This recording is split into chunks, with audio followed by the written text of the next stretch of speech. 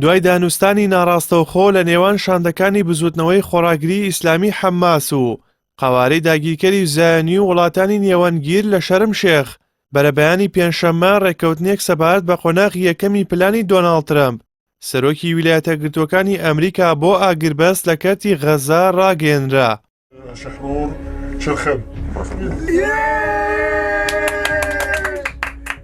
قۆناغی یەکەمی ئاگربەست ئازادکردنی ئەو دیلانەی قەوارەی زایۆنی دەگرێتەوە کە لە کەرتی غەزا دەست بەسەر کراون بەپێ ڕێکەوتنەکە دەبێت تا دووشەمەی داهاتوو ئازاد بکرێن. لە هەمان کاتدا چاوەڕوانی واژووکردنی فەرمی ڕێکەوتنێکن بۆ کۆتایی هێنان بە شەڕی خوێناوی 2 ساڵە. دەربارەی ئەوەی ڕێکەوتنەکە چی لەخۆ دەگرێت پێشتر سەرۆکی ئەمریکا ڕایگەیاندبوو ڕێکەوتنی نێوان قەوارەی زایۆنی و حەماس لەسەر قۆناغی یەکەمی پلانەکەی بە مانای ئەوە دێت کە بارمدەکان زۆر بەسووی ئازاد دەکرێن و قەوارەی زایۆنی هێزەکانی دەکشێنێتەوە بۆ ئەو هێڵەی ڕێکەوتنی لەسەر کراوە. ئەمە شەنگاوی یەکەمە بەرەو ئاشتێکی بەهێز و بەردەوام و هەمیشەیی.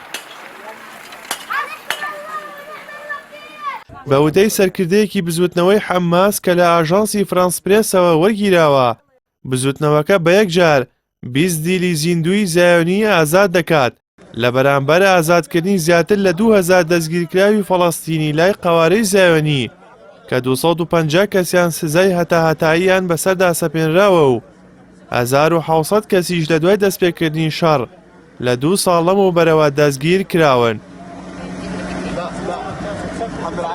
سەرچاوەیەکی فەڵەستینی ئاگاداریش لە دانوستانەکان ڕایگەیان پێویستە ئاڵوگۆڕەکە لە ماوەی 72 کاتژمێردا لە دوای جێبەجێکردنی ڕێکەوتنەکە ئەنجام بدرێت و ئاماژەی بەوەدا کە ڕێکەوتنەکە بە ڕازامەندی گروپە فەڵەستینیەکان کراوە.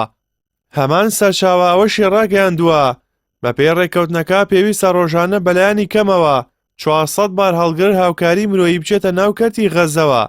دوای 5 ڕۆژیش لە ئاگربەست بڕەکە زیاتر دەبێت.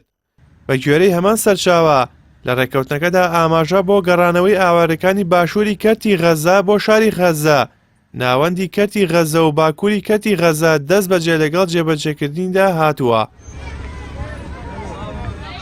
سەبارەت بە کشانەوەی سوپای قەوارەی داگیرکەری زایۆنی لە کەرتی غەزا کەناڵی ABC نیوز بە پشتبەستن بە بەرپرسێکی کۆشکی سپی بڵاوی کردەوە پاش پەسەندکردنی ڕێکەوتنەکە لەلایەن تەل ئەبیبەوە کشانەوە بۆ هێڵی جیاکردنەوەی کەرتی غەزا کەمتر لە 24 کاتژمێری دەوێت.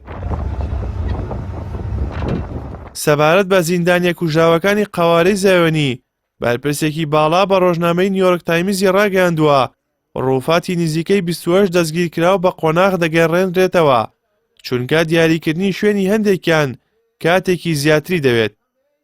تا ئێستا ناوبژیوانان وردەکاری ڕێکەوتنەکان ڕانەگەاندووە بەڵام ماجید ئەنساری وتەبێژی وەسارەتی دەرەوەی قەتەر دووپاتی کردەوە کە هەردوو لا ڕێککەوتون لەسەر هەموو بڕگە و میکانیزمەکانی جێبەجێکردنی قۆناغی یەکەمی ڕێکەوتنی ئاگربەستی غەزا کە دەبێتە هۆی کۆتایی هاتنی شەڕەکە و ئازادکردنی دەستگیرکراوانی قەوارەی داگیرکەری زایۆنی و دیلەکانی فەڵەستین و هاتنە ناوەی هاوکاریەکان دواتر وردەکاریەکان ڕادەگەیەنرێت.